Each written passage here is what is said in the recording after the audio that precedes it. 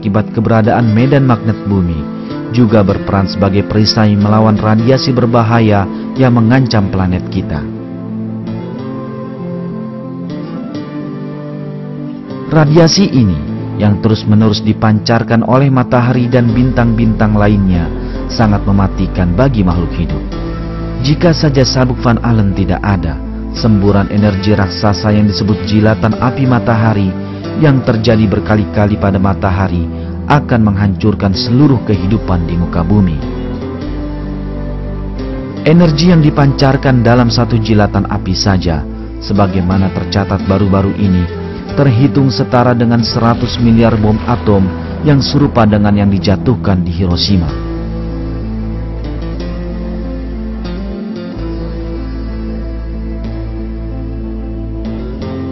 "58 jam setelah kiratan tersebut, teramati bahwa jarum magnetik kompas bergerak tidak seperti biasanya, dan 250 km di atas atmosfer bumi terjadi peningkatan suhu tiba-tiba hingga mencapai 2500 derajat Celcius.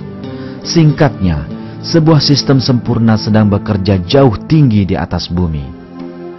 Ia melingkupi bumi kita dan melindunginya dari berbagai ancaman dari luar angkasa. Para ilmuwan baru mengetahuinya sekarang, sementara berabad-abad lampau kita telah diberitahu dalam Al-Quran tentang atmosfer bumi yang berfungsi sebagai lapisan pelindung.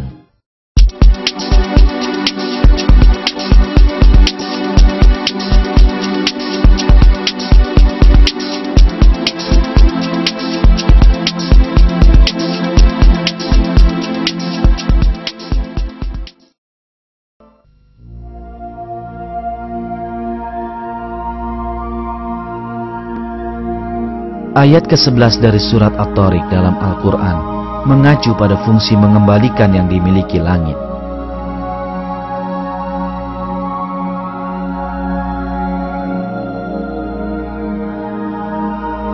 Demi langit yang mengandung hujan.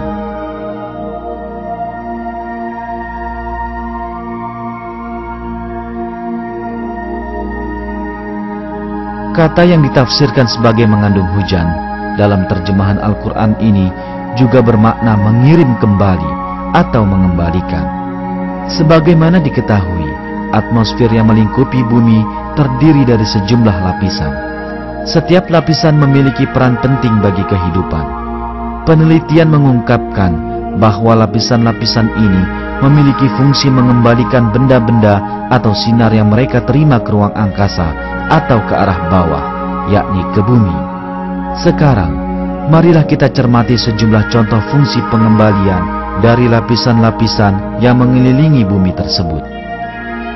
Lapisan troposfer, 13 hingga 15 km di atas permukaan bumi, memungkinkan uap air yang naik dari permukaan bumi menjadi terkumpul hingga jenuh dan turun kembali ke bumi sebagai hujan. Lapisan ozon, pada ketinggian 25 km, memantulkan radiasi berbahaya dan sinar ultraviolet yang datang dari ruang angkasa dan mengembalikan keduanya ke ruang angkasa. Ionosfer memantulkan kembali pancaran gelombang radio dari bumi ke berbagai belahan bumi lainnya, persis seperti satelit komunikasi pasif, sehingga memungkinkan komunikasi tanpa kabel, pemancaran siaran radio, dan televisi pada jarak yang cukup jauh. Sifat lapisan-lapisan langit yang hanya dapat ditemukan secara ilmiah di masa kini tersebut telah dinyatakan berabad-abad lalu dalam Al-Quran. Ini sekali lagi membuktikan bahwa Al-Quran adalah firman Allah.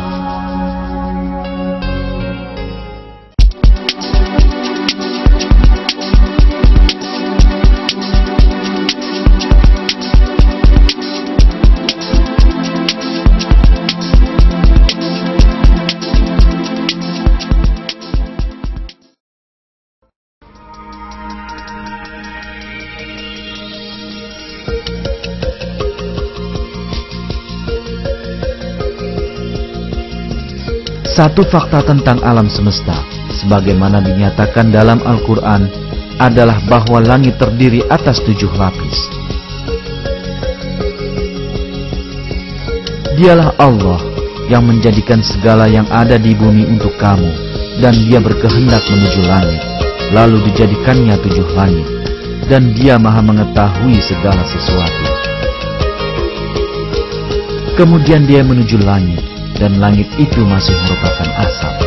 Maka dia menjadikannya 7 langit dalam 2 masa, dan dia mewahyukan pada tiap-tiap langit urusannya.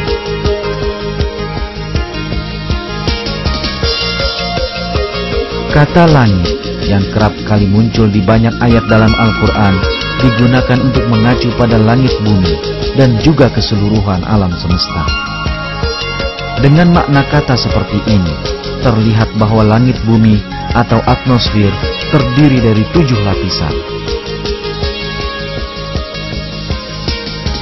Saat ini benar-benar diketahui bahwa atmosfer bumi terdiri atas lapisan-lapisan yang berbeda yang saling bertumpukan.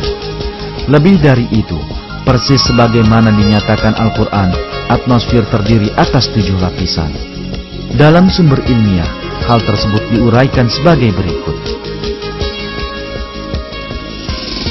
Para ilmuwan menemukan bahwa atmosfer terdiri dari beberapa lapisan. Lapisan-lapisan tersebut berbeda dalam ciri-ciri fisik, seperti tekanan dan jenis gasnya. Lapisan atmosfer yang terdekat dengan bumi disebut troposfer. Ia membentuk sekitar 90% dari keseluruhan massa atmosfer. Lapisan di atas troposfer disebut stratosfer. Lapisan ozon adalah bagian dari stratosfer, di mana terjadi penyerapan sinar ultraviolet. Lapisan di atas stratosfer disebut mesosfer. Termosfer berada di atas mesosfer. Gas-gas terionisasi membentuk suatu lapisan dalam termosfer yang disebut ionosfer. Bagian terluar atmosfer bumi membentang dari sekitar 480 km hingga 960 km. Bagian ini dinamakan eksosfer. Jika kita hitung jumlah lapisan yang dinyatakan dalam sumber ilmiah tersebut, kita ketahui bahwa atmosfer tepat terdiri atas 7 lapis, seperti dinyatakan dalam ayat tersebut. Adalah sebuah keajaiban besar bahwa fakta-fakta ini yang tak mungkin ditemukan tanpa teknologi canggih abad ke-20 secara jelas dinyatakan oleh Al-Quran 1400 tahun yang lalu.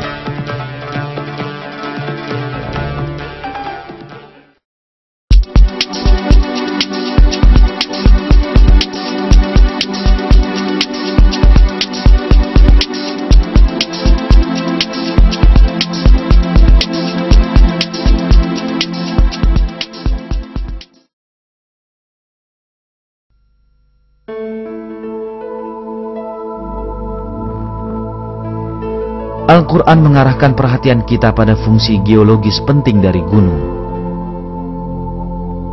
Dan telah kami jadikan di bumi ini gunung-gunung yang kokoh supaya bumi itu tidak goncang bersama mereka.